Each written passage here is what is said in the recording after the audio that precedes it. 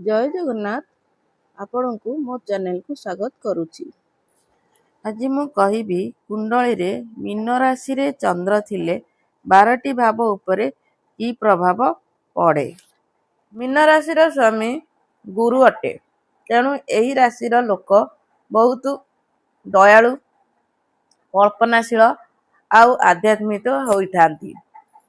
चंद्र आउ गुरु मित्र अटे, तेणु मीन राशि रे चंद्र बहुत शुभ होइथांती। यह जल तत्वर राशि अटे। एमाने बहुत दयालु और स्पिरिचुअल होइथांती। मीन राशि कुंडली रो द्वादश भाव को रिप्रेजेंट करे, जहा त्याग आउ सेल्फिश सर्विस रो स्थान होइथाय। लग्न रे मीन राशि रे चंद्र थिले व्यक्ति शांत, दयालु, इंट्यूटिव आउ ड्रीमी होइथाय।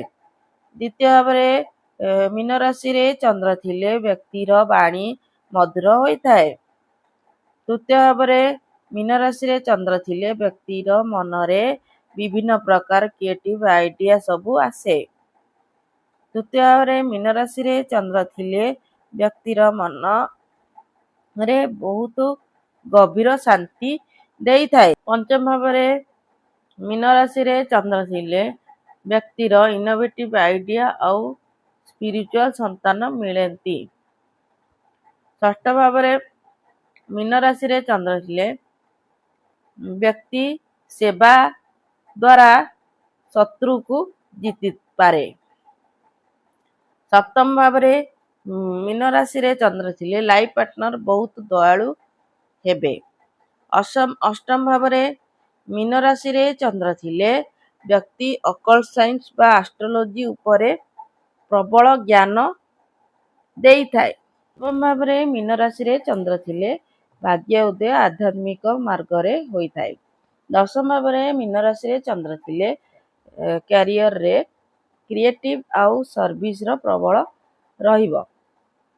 एकादश भाव रे मीन राशि रे चंद्र थिले बड़ आध्यात्मिक ग्रुप रु लाभ मिलिबो।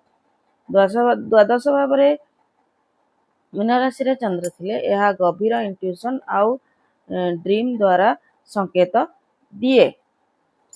आपण को जदि मो चैनल भल लागुची लाइक करंतु, शेयर करंतु आउ सब्सक्राइब करंतु। आपण को दिन मंगलमय हो। जय जगन्नाथ। धन्यवाद।